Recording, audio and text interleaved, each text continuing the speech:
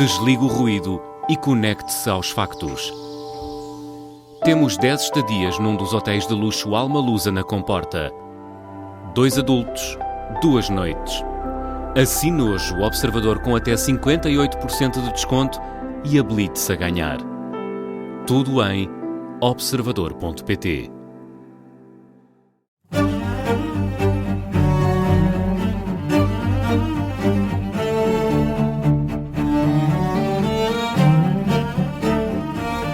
Fui consultor na PT e toda a gente dizia: a PT é um emprego fantástico, estável. Tens um emprego para a vida. Tens um emprego para a vida. E eu decidi despedir-me da PT passado um ano para tirar o doutoramento. Portanto, ninguém aceitou essa minha decisão, excepto os meus pais e a minha namorada. Este é o querido líder da Rádio Observador. Eu sou o Ricardo Conceição. Comigo estão os especialistas em liderança Milton Sousa e Jorge Medeiros. O nosso convidado desta semana é José Lima, cofundador e CEO da Doutor Online, uma health tech portuguesa que quer aproximar médicos e doentes, pacientes, através da tecnologia. José Lima é engenheiro eletrotécnico com um doutoramento e um perfil muito tecnológico. Lidera a definição da arquitetura tecnológica da plataforma e a evolução do produto digital, também o posicionamento da empresa num setor da saúde. É um dos setores mais regulados e sensíveis. O percurso do José Lima cruza a tecnologia, a inovação e construção de soluções digitais. Bem-vindo, José Lima, ao querido líder. Obrigado. A Doutor Online, como é que... Nós gostamos de tratá-lo pelo género masculino. Portanto, o Doutor Online. O Doutor Online nasceu em plena pandemia, quando havia uma grande pressão sobre os hospitais e sobre os médicos. Esta foi uma daquelas ideias de aproveitar o momento. Olha, se calhar era bom termos aqui uma solução, ou já vinha a ser pensada? Bom, foi um pouco de ambos. Portanto, para dar aqui um contexto, eu tinha uma empresa anterior, uma startup, na área da publicidade offline. Portanto, o que nós na altura pretendíamos fazer era o que hoje o Meta, ou o Facebook, não é? Ou o Google Ads faz, mas no ambiente offline, ou seja, em ecrãs, em lojas. Com câmaras por cima dos ecrãs e com inteligência artificial, já nessa altura, perceber qual era a idade e o género das pessoas que estavam a passar em frente a um ecrã e, nessa altura, mostrar o anúncio correto àquele tipo de pessoa para naquele contexto. Alvo. Exatamente. Portanto, tínhamos audiências públicos-alvo, não é? E, portanto, estávamos a construir tecnologia proprietária para esse efeito. Com a pandemia, todas as lojas fecharam. Portanto, tivemos que fazer... Portanto, a empresa não conseguiu continuar. E nessa altura eu vi-me com tempo livre para pensar noutras ideias, não é? Noutros projetos. E, curiosamente, felizmente ou infelizmente, o meu melhor amigo, o Tiago Cadeiras, que hoje é o meu sócio na Doutor Online, médico, também estava com um pouco volume de trabalho, porque havia limitações das deslocações, etc. Exatamente. E nessa altura, os dois, em conversa, em cavaqueira, não é? Dissemos: olha, isto por acaso, as pessoas estão com dificuldades a aceder à saúde. Eu acho que isto era execuível, nós podíamos montar aqui uma coisa interessante. E a conversa morreu aí. Passado um mês, eu cheguei ao pé do Tiago com um site feito e com a tecnologia já desenvolvida e começámos então a Doutor Online. Então, o José Lima, em vez de ficar a fazer pão na pandemia, construiu esta solução. Isso parte de uma necessidade criativa. Como é que... Porque nós às vezes temos muitas ideias, não é? Mas passadas as ideias à prática, são outros 500. Eu sempre tive um pouco a ânsia de concretizar as minhas ideias. julgo que talvez tenha vindo um pouco do meu ambiente de doutoramento científico, etc. Não sei bem, mas realmente eu tive outras iniciativas empreendedoras até antes desta empresa que mencionei. Mas realmente, portanto, a tecnologia já nessa altura permitia criar um negócio e-commerce com relativa facilidade. Hoje então, julgo que é quase... portanto, quem tem uma ideia e não a concretize, realmente tem as ferramentas todas para o fazer, portanto, muito mais até do que nessa altura. E realmente foi um projeto que começou por uma vontade de fazer acontecer e realmente também não queria ficar só a fazer pão, ainda que tenha feito algum. José, e para quem nos ouve e para explicar um pouco o negócio, portanto, faz um casamento pressuponho, um casamento entre uma necessidade médica de uma pessoa, seja uma consulta, e um especialista do outro lado, é isso? Precisamente. Ok. Pressuponho também que não possa trabalhar com todos, tenha um conjunto de parceiros selecionados e que têm de ser também validados. Tem de ter aqui algum controle, eu detesto esta palavra no contexto, mas vou utilizá-la só por simplicidade, de qualidade do serviço prestado. Sem dúvida, sem dúvida. Como é que faz isso? Como faz isso? De início, já agora, só para partilhar também esta experiência que acabaste de ser interessante, de início, portanto, quem dava consultas era o meu sócio, o Tiago, e eu fazia toda a gestão operacional. Mas isso não dá para escalar, não é? Mas isso não dá para escalar, precisamente. E envolvemos-nos ali num processo de micromanagement que não é sustentável, não é? E a abordagem que nós tomámos a partir daí foi sempre que começávamos a perder muito tempo ou a gastar muito tempo numa tarefa repetitiva, estava na altura de contratar uma pessoa para fazer essa tarefa. Pronto. E foi sempre esse caminho que fomos Do ponto de vista administrativo interno, correto? Exatamente. Ok. Depois, portanto, começámos a contratar ou a recrutar, neste caso, médicos para a Doutora Online, na rede de contactos conhecidos do Tiago. Portanto, como ele estava na área da medicina, tinha já algumas pessoas de confiança, conhecidas, que sem dúvida nos prestariam ou nos garantiriam essa qualidade na entrega do serviço. Entretanto, tivemos que montar um processo de recrutamento e avaliação e controle de qualidade muito mais complexo, não é? Já é porque nós neste momento já temos alguns médicos e, portanto, o que é feito é de forma periódica. Portanto, logo no recrutamento há sempre uma verificação se o perfil do médico se adequa com a Doutora Online, também um pouco com a cultura da Doutora Online. José, peço desculpa por interromper, o que quer dizer, consegue concretizar mais o que é esta adaptação, este perfil? Portanto, nós procuramos médicos que encarem a saúde com um pouco de altruísmo, não é? Com um pouco de entrega, porque os médicos, tal como todos os outros profissionais, são pessoas, não é? com as suas virtudes e defeitos. E nós procuramos médicos que se entreguem ao paciente, preocupando-se com ele. Então não tem um dos seus KPIs ou indicadores de desempenho, não inclui o tempo médio de visita? Inclui. Mais uma pergunta marota. Sem dúvida que sim. Portanto, aí nós temos sempre que fazer o nosso controle financeiro, não é? Portanto, e garantir que o negócio é sustentável e rentável, porque senão também, se não o for, perde-se. Milton. Ia perguntar, estou curioso para perceber qual é que é a dimensão tecnológica do doutor online. Qual é que é? Porque é uma plataforma só é uma espécie de TikTok entre médicos e pacientes, ou há um algoritmo por trás que ajuda a fazer o melhor match? Como é que isso funciona?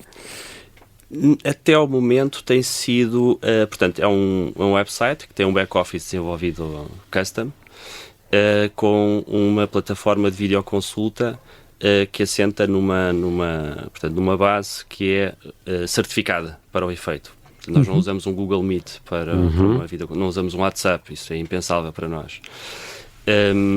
Por confidencialidade.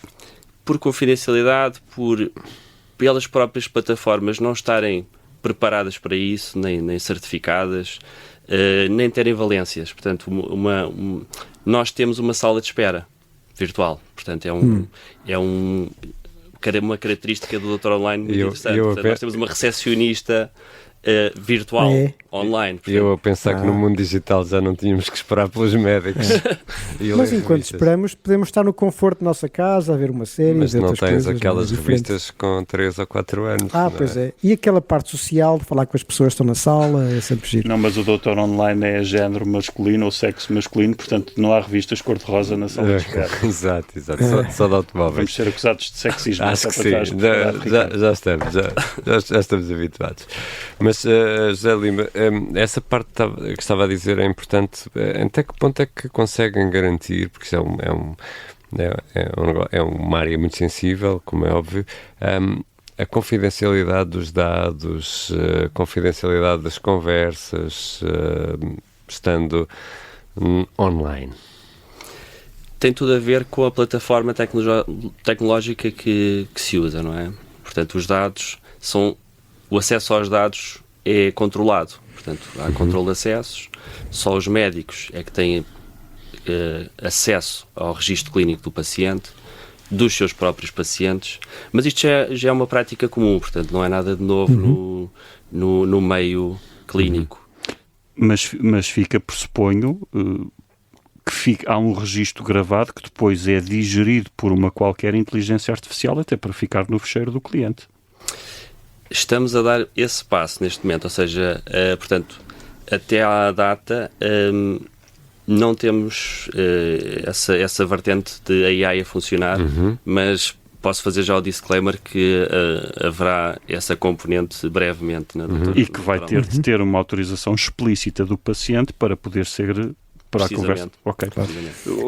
Já acha que este tipo de soluções poderão ser um dos caminhos a seguir para resolver os problemas crónicos que nós temos de acesso à saúde em Portugal? É realmente, portanto, a missão da Doutor Online, ou do Doutor Online, é precisamente resolver o problema do acesso à saúde. Portanto, numa primeira fase, temos que pensar que há 1,7 milhões de pacientes que ainda não têm médico de família em Portugal e que o tempo médio de espera para uma consulta são perto de 2 meses. E existem situações simples de resolver que fazem parte do objetivo da Doutor Online resolver, que são estas situações que são simples, são situações agudas não emergentes, que não requerem uma ida às urgências, mas que normalmente, como as pessoas não têm um acesso facilitado e rápido ao seu médico de família ou outra solução, têm que se deslocar às urgências para tratar uma simples infecção urinária ou outro tipo de caso que pode perfeitamente ser tratado de imediato numa videoconsulta. José, eu imagino também, eu tinha aqui 2 perguntas, uma ainda a ver com a qualidade, mas vou agora pegar no que acabou de dizer, que é, imagino também que como objeto de negócio, o que vos interessa são os casos mais rápidos de resolver. Não querem casos complicados, não vos interessa do ponto de vista de negócios. Portanto, estão posicionados para um determinado... Fazem essa triagem, esse filtro à partida. Estou a assumir bem. Precisamente. Portanto, se for uma situação de urgência, nós encaminhamos para o hospital. Muito bem. A outra pergunta que está relacionada é com estes indicadores de desempenho e se tem uma sala de espera, o médico que está a atender ou os médicos que ainda estão a atender sentem a pressão psicológica porque sabem que há uma fila de espera tal como há nos hospitais. Ok? Onde é que fica, como é que acomoda ou como acomoda a necessidade de um médico, mesmo que seja um caso à partida mais óbvio, de acautelar mais uma história clínica, a exposição dos sintomas, o tentar fazer a mesma pergunta de formas diferentes para ver se o paciente está a ter uma percepção enviesada? Como é que acomoda isso para além dos tempos de consulta, por exemplo? Bom, só também para esclarecer aqui um ponto, o nosso tempo, as pessoas marcam uma consulta para determinada hora. Normalmente o tempo de espera não excede os 15 minutos. ok? Portanto, ou seja, desde o momento em que a pessoa entra na sala de espera até que é atendida, o nosso KPI de performance aí, portanto, o indicador é a pessoa não esperar mais do que 15 minutos. Ou seja, a pessoa está na sua sala de espera, está na sua sala de estar, está na sua... Não é? Portanto, depois, é imprescindível que realmente a pessoa tenha tempo para explicar ao médico o seu passado, o seu presente. A história clínica, não é? Exatamente.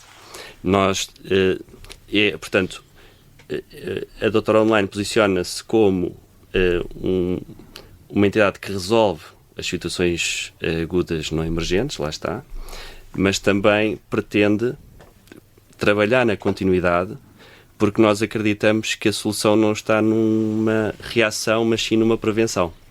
Ou seja, nós pretendemos acompanhar a pessoa durante a sua vida, em todas as suas necessidades que não necessitem de uma deslocação, de uma ida às urgências, uma fidelização, não é? Exatamente. Mas nisto no aspecto preventivo, não é? Portanto, até mesmo na prevenção de doenças graves, não é? Cancros, outro tipo portanto, fazendo rastreios, etc. Milton?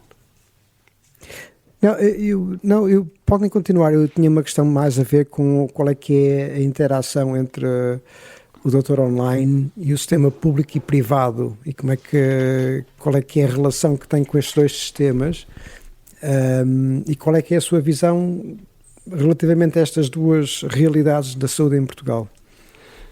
Nós valorizamos muito o SNS. Portanto, o Doutor Online não quer substituir um SNS, pouco mais ou menos. Quanto pior funcionar o SNS, melhor para o vosso negócio.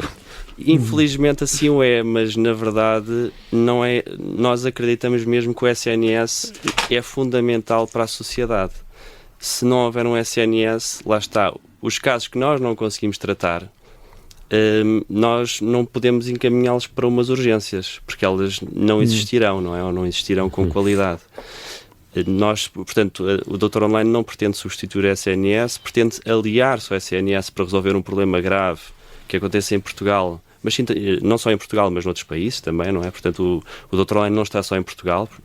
O Doutor Online está em Portugal, está na Irlanda, está no UK, portanto é uma multinacional neste momento. E agora quer ir para os Estados Unidos também? E agora quer ir para os Estados Unidos, porque o problema da saúde acontece em todo o lado. Portanto, não é só em Portugal que existe a dificuldade do acesso à saúde. E esse passo para ir para os Estados Unidos pode ser muito complicado? Não, é um mercado muito competitivo.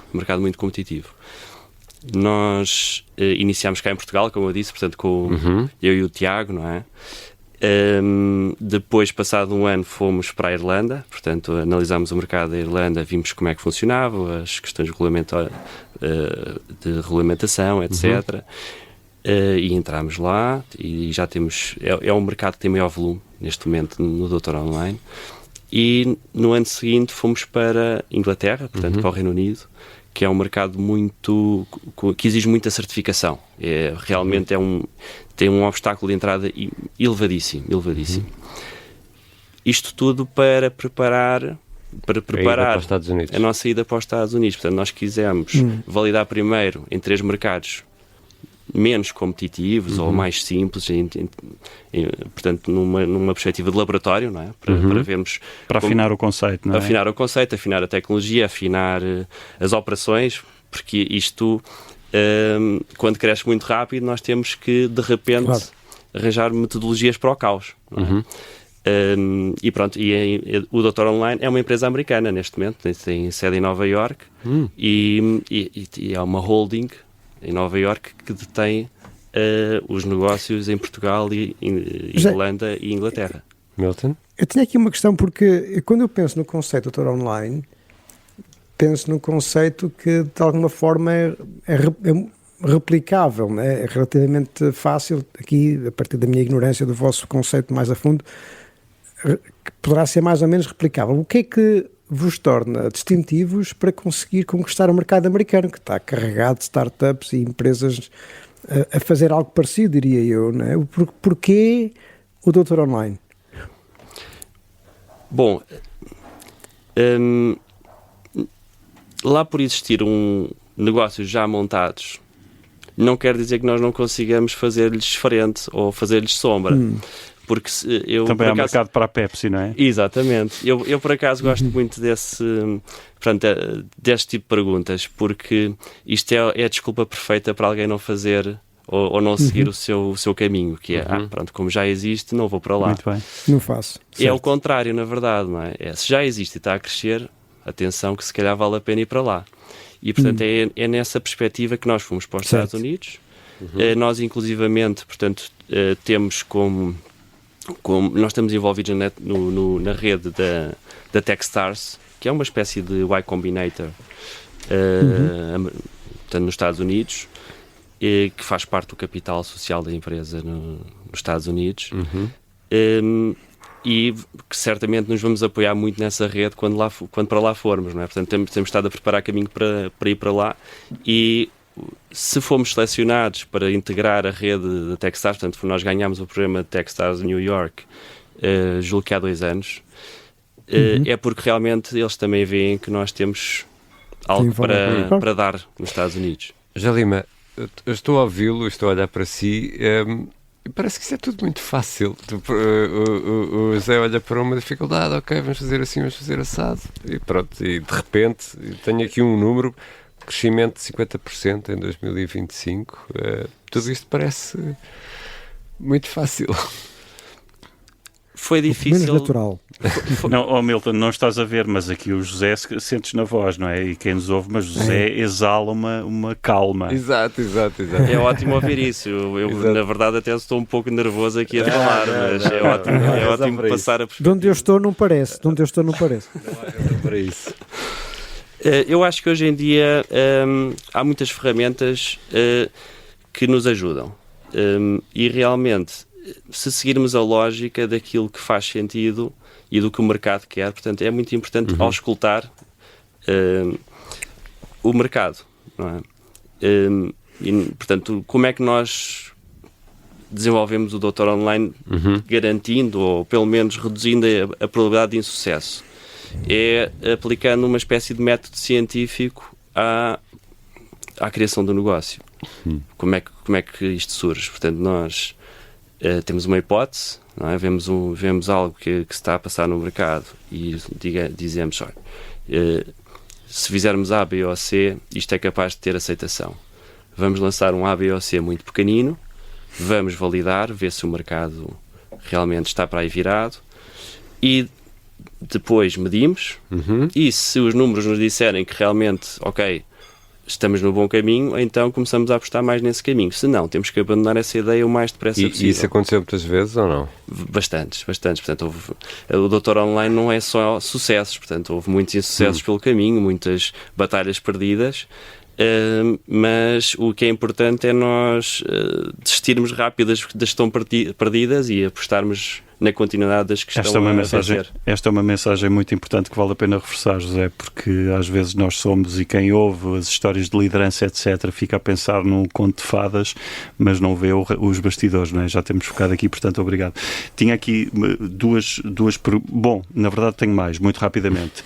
Imagino também que uma das ideias, vocês vão de ter uma estratégia de saída, e a estratégia de saída estará assente na vossa proposta de valor diferenciadora. A minha pergunta é se a vossa proposta diferenciadora de valor é algo proprietário que depois quem vos comprar consiga escalar para outras operações que já estejam existentes. E se a resposta for sim, não com tanto segredo nenhum, mas qual é a proposta de valor neste casamento entre uma necessidade e um especialista que vejam um potencial adquirente do vosso negócio como estes senhores estão a fazer isto, estão a compilar dados e a arranjar dados que nenhuma outra empresa está a fazer e, portanto, à medida que eles forem ganhando aqui uma massa crítica, isto pode tornar-se ainda mais interessante.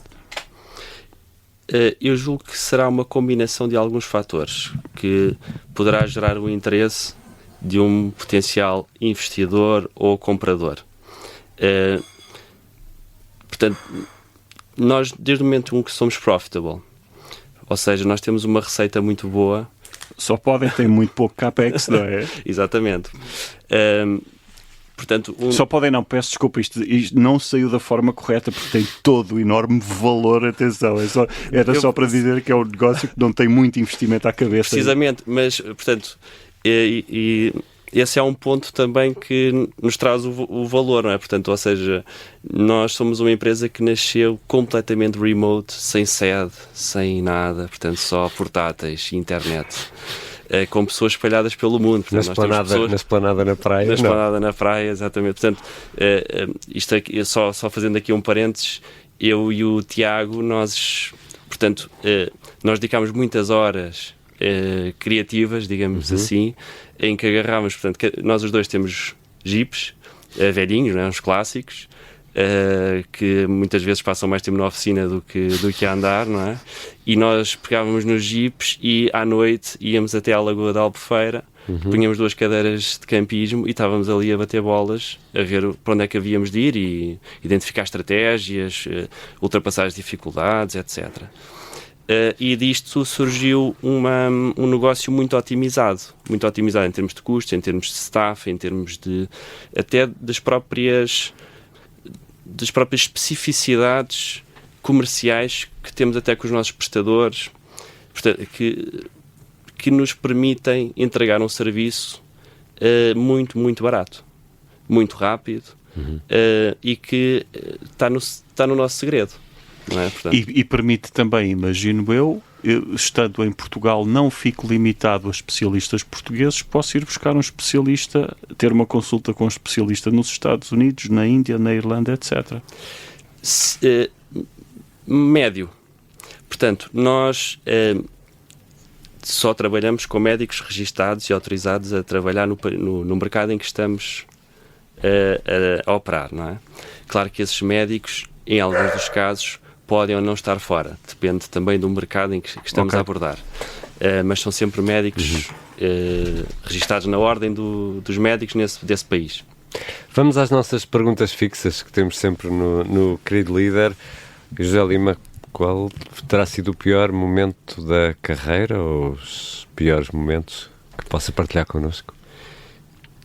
Portanto, um momento muito complicado foi, julgo que aquele que até já mencionei, portanto, foi quando um negócio que eu tinha estado a construir logo após ter saído do doutoramento e por motivos do Covid me obrigou a fechar o mesmo, ou seja, eu tive que, portanto, neste negócio anterior que se chamava Wall-E em inglês, como as lojas fecharam todas, nós tivemos então que fechar a empresa. Portanto, nós tínhamos investidores, tínhamos dinheiro a queimar, não é? E tínhamos contratos com empresas nacionais grandes, seguradoras, empresas de abastecimento de combustíveis, etc., onde tínhamos ecrãs a funcionar e tivemos que fechar tudo e de repente fiquei sem saber como é que eu ia subsistir, não é? Portanto, perdi a minha forma de subsistência. Mas às vezes há males que vêm por bem.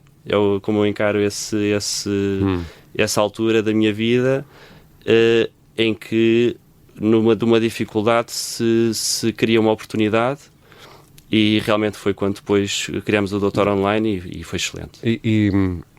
Não sei se a pergunta poderá soar um bocadinho mal, mas ficou perdido durante quanto tempo entre o fechar da empresa e avançar para esta ideia? Eu julgo que talvez um meio ano. Meio ano? Talvez um meio ano. Foi difícil essa fase, não? Foi muito difícil porque primeiro nunca é muito bom fechar uma empresa, não é? Portanto, dissolução, portanto, nós não entramos em insolvência, mas é sempre mau, não é? Portanto, claro. No entanto, hoje em dia encaro isso como uma coisa normal. Portanto, acho que a dissolução de uma empresa é uma coisa normal. Quando o negócio dá, quando não dá... rápida. Milton. E só fazer uma pergunta que eu estou aqui muito curioso, perceber o que é que o ajudou a sair dessa fase mais difícil. Se tiver que pensar em 1 ou 2 fatores que foram importantes para ultrapassar esses 6 meses, que fatores foram esses? Cadeira e Jeep Cadeira, Jeep, família é muito importante, o apoio da família, não é? É o que nos faz acreditar que ainda valemos alguma coisa, não é? Porque que realmente temos cá algo para dar. E depois lá está, é um privilégio poder construir um negócio com o melhor amigo, não é? Que já dura algum tempo, ainda continua. Também é arriscado. Que é arriscado também, não é? Às vezes é arriscado, há a sua dose de risco. Mas como não há filtros, não é? Como nós não temos filtros a falar um com o outro, é uma receita muito boa, desde que haja uma complementariedade pessoal, técnica, que é o caso. E há outra coisa aqui também, parece-me, José, que é esta vontade que vocês têm de se disponibilizarem, desligar, sair para conversarem, para ter estes momentos de partilha. Imagino que seja para continuar, não é? À medida que o negócio cresce e acelera, porque muitas vezes as divergências pessoais surgem não de divergências profundas, mas de momentos em que as pessoas estão em stress e dizem o que não deveriam dizer e muitas vezes não sentem, e depois aquilo fica mais difícil de resolver. Portanto, é para manter as escapadas de conversas com significado. Eu espero que sim, portanto, é esse o objetivo, e é muito importante assumir quando se erra, não é? Ou quando se diz algo que não é o adequado, ou que vem de um momento de stress, que já aconteceu, não é? Portanto, mas é importante depois pedirmos desculpa um ao outro e segue jogo. Segue jogo. E qual foi o melhor momento da carreira? O melhor momento da carreira eu julgo que é este que eu estou a viver, honestamente. Portanto, houve uma altura que achei que tinha sido entrar para Portugal Telecom, portanto eu fui consultor na PT e toda a gente dizia a PT é um emprego fantástico, estável. Tens um emprego para a vida. E eu decidi despedir-me da PT passado um ano para tirar o doutoramento, portanto ninguém aceitou essa minha decisão, excepto os meus pais e a minha namorada. E nessa altura foi difícil, porque é contra todos, não é? Portanto, e é uma dificuldade imensa tirar um doutoramento. E depois, para surpresa até minha, não segui depois a carreira científica e optei por ir para a carreira de empreendedor, mais uma luta, não é? Portanto, podia ter continuado na carreira académica com um contrato, ou, não é? Portanto, seguir uma coisa também estável, portanto, mas não, decidi ir chatear-me para o mundo do empreendedorismo. Ou seja, o poema do Robert Frost, né? The Road Not Taken, né? Segue sempre o caminho menos trilhado. E aí também faz sentido todo o terreno, não é? Portanto, são estradas menos confortáveis. Caminhos tortuosos. E em que momento é que percebeu, ou em que momentos é que percebeu eu é que sou o líder? Passado algum tempo em que, portanto, as pessoas vinham todas perguntar a opinião a mim, se deviam fazer A ou B, e eu às vezes até me chateava, não é? Porque, porque é que vem sempre a mim? Mas foi numa altura em que a empresa, lá está, cresceu tão depressa que não tinha ainda a estrutura e a organização que nós gostávamos, e hoje em dia, pronto, isso já não acontece. Portanto, temos pessoas muito autónomas que sabem perfeitamente o que é que fazem na empresa, team leaders. José, e quantas pessoas têm agora? Eu imagino... Nós temos perto de 40 pessoas, 38, se não estou em erro. Por acaso hoje entra uma pessoa nova e tudo na empresa. E algumas delas remotamente, pelo que diz, não é? Muitas. Portanto, as pessoas só vão ao escritório à quarta-feira se quiserem. Temos lá um almoço de convívio para toda a gente e é esse. E vão. Todas as pessoas que têm possibilidade de se deslocar e que estão perto.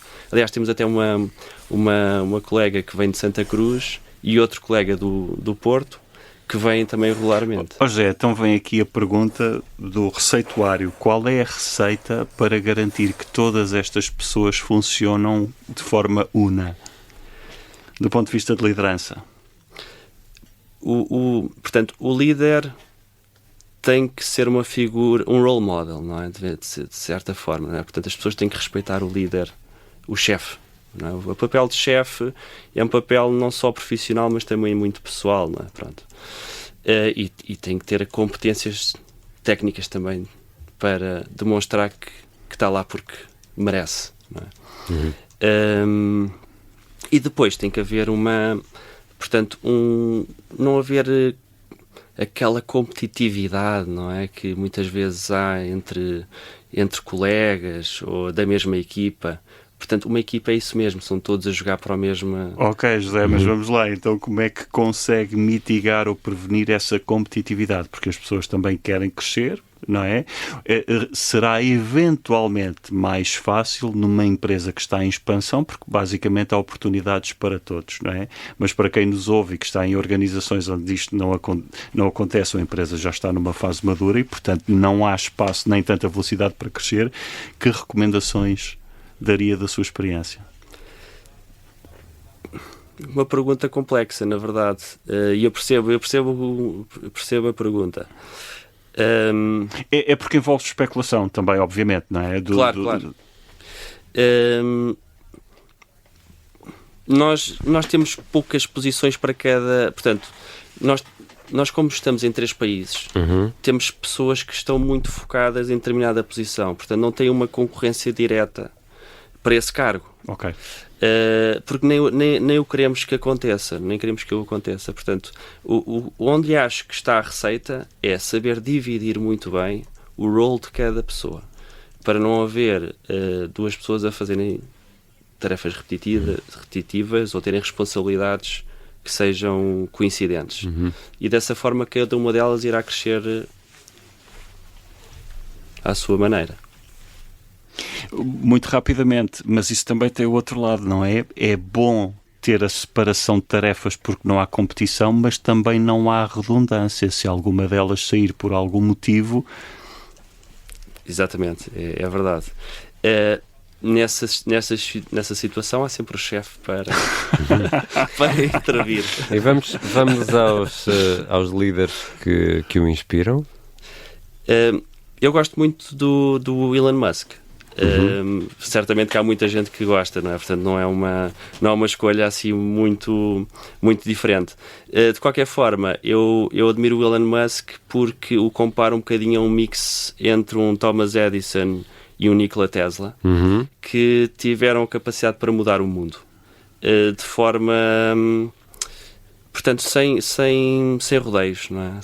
Sem medos, e com uma capacidade técnica e de marketing, que é fundamental, para fazer essa mudança e para fazer as suas ideias chegarem ao mundo. Não é? E quais são os sonhos por concretizar? Vender uma empresa. O sonho americano, não é? Vender uma empresa? O sonho americano, não é? Exatamente. Vender bem a empresa. Vender bem uma empresa. José Lima, muito obrigado por ter vindo aqui ao querido líder. Obrigado. Jorge e Milton, Obrigado. até para a semana. Um abraço. Até para a semana. Obrigado.